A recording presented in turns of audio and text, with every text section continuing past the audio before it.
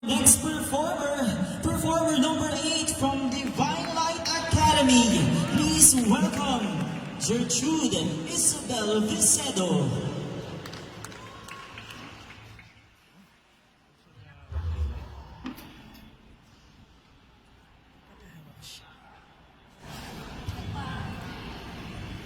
Good morning to everyone.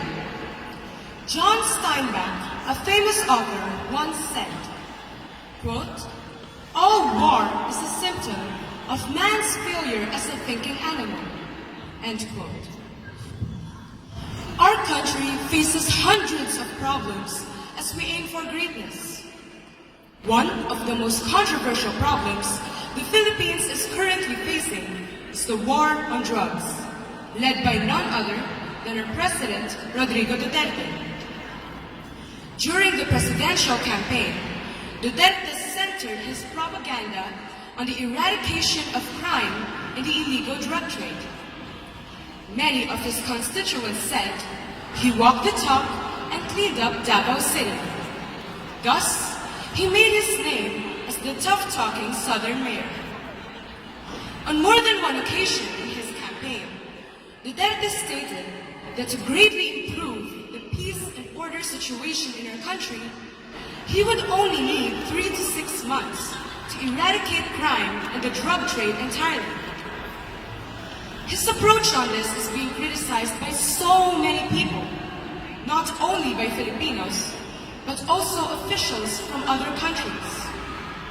A lot of people disagree with the way our president deals with this war because of the effect it has on so many Filipinos, particularly the impoverished citizens of the country.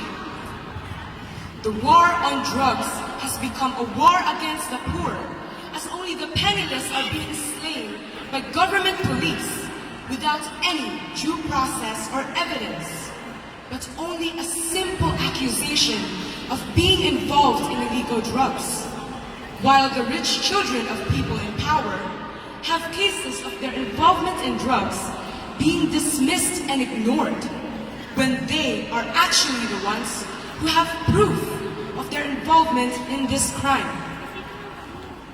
The government data presents that more than 3,000 drug suspects have been killed, while more than 1 million individuals have surrendered since the nationwide anti-narcotics crackdown began in July of 2016.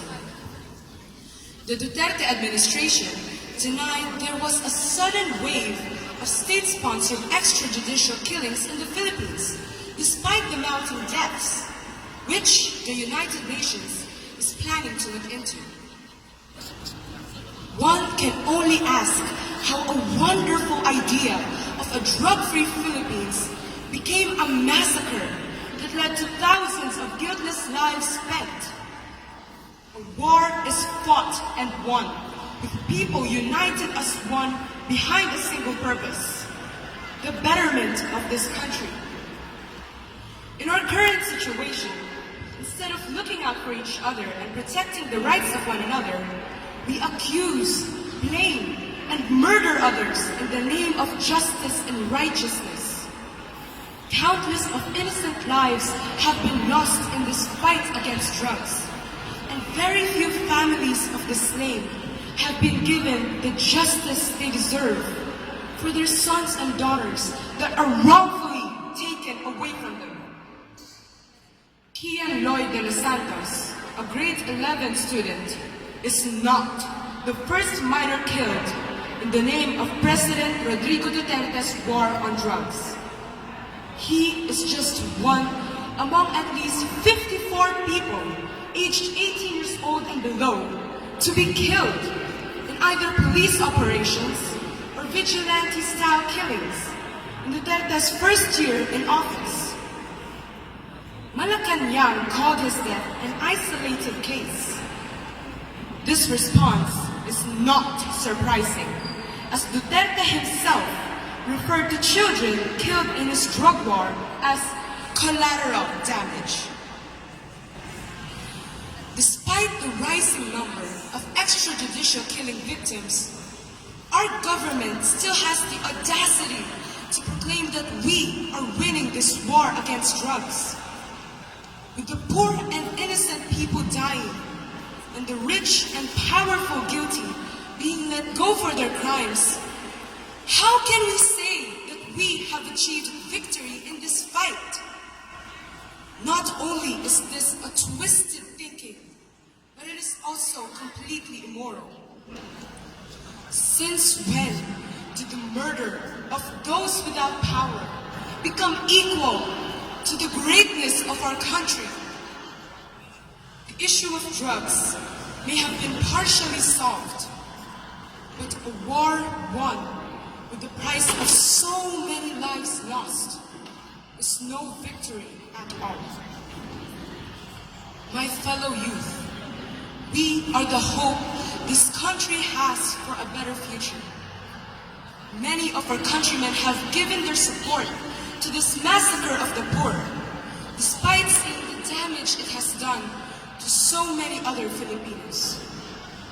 It is our duty and obligation to see past the lies and corruption our government hides under the words justice and progress.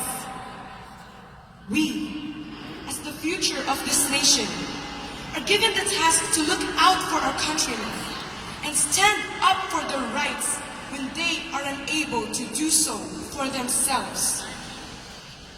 We will face even more problems in the future. Problems that might be even more difficult to find a peaceful solution to. It is our task to look at these problems and find a solution for them without sacrificing a great price.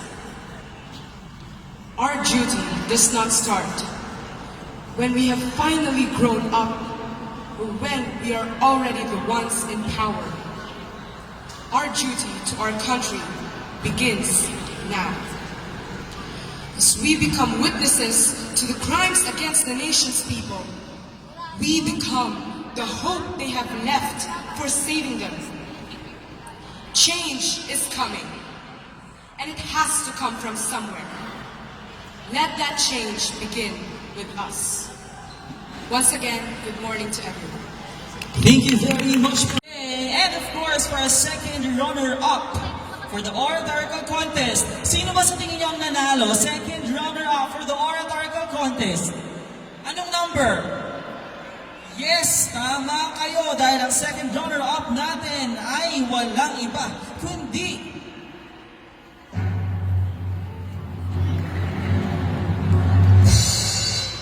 yes, from Divine Light Academy. Congratulations.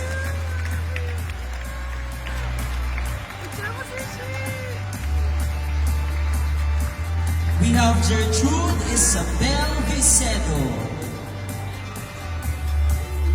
Of course, and congratulations, Gertrude.